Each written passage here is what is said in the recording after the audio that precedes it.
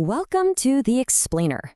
Today, we're diving into one of the most common and, frankly, scariest reasons anyone rushes to the emergency room.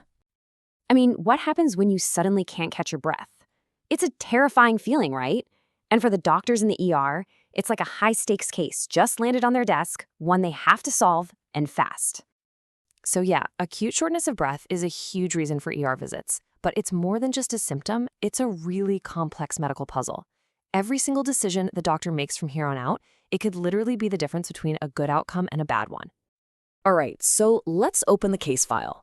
The first step for our doctors, is to figure out exactly what they're dealing with when a patient comes in gasping for air.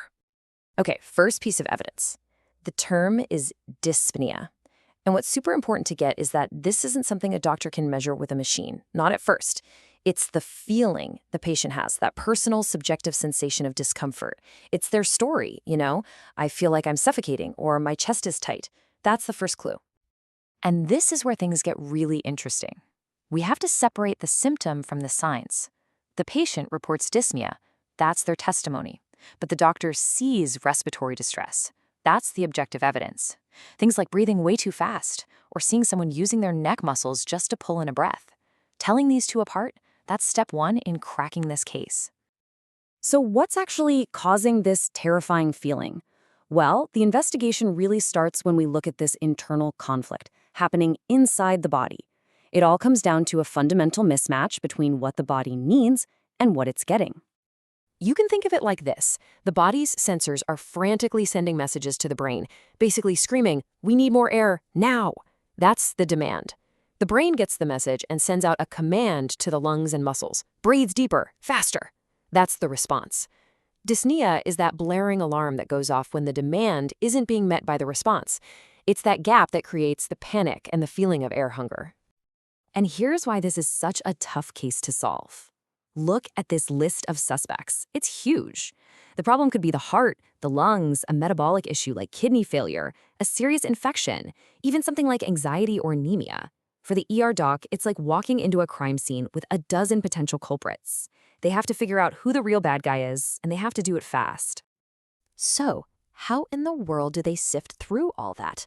Let's follow the investigation and see how a doctor starts to gather clues and narrow down that long list of suspects.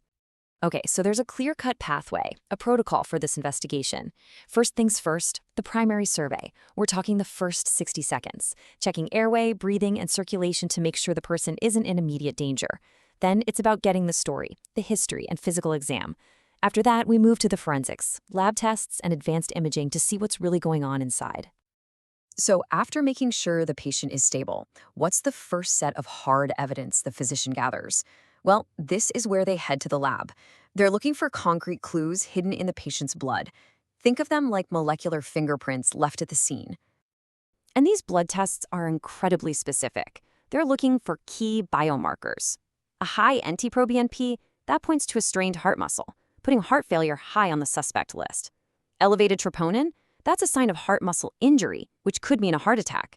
And a high D-dimer, well, that's a clue that a blood clot might have broken down, making a pulmonary embolism a prime suspect. All right, so after the blood work, it's time to get a picture of the crime scene. For decades, the first tool for that was the classic chest X-ray. It's been the standard for getting that first look inside the chest. But today, things are changing.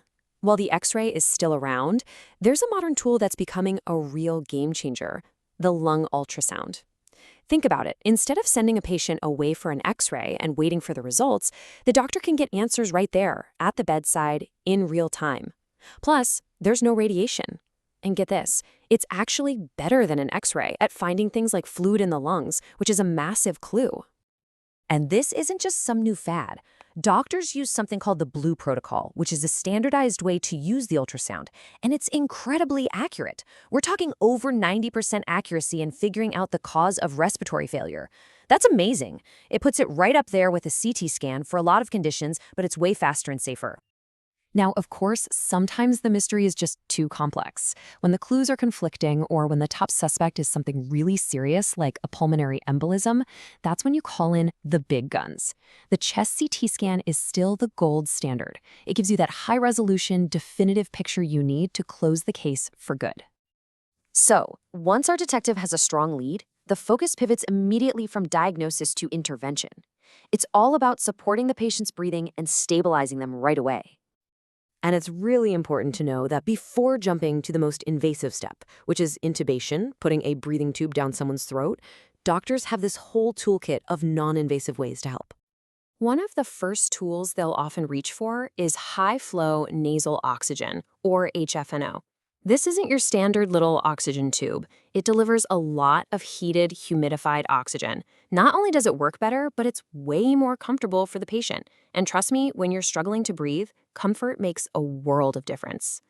Next up is CPAP, continuous positive airway pressure. For a patient whose lungs are filling with fluid because of heart failure, this can be a total lifesaver.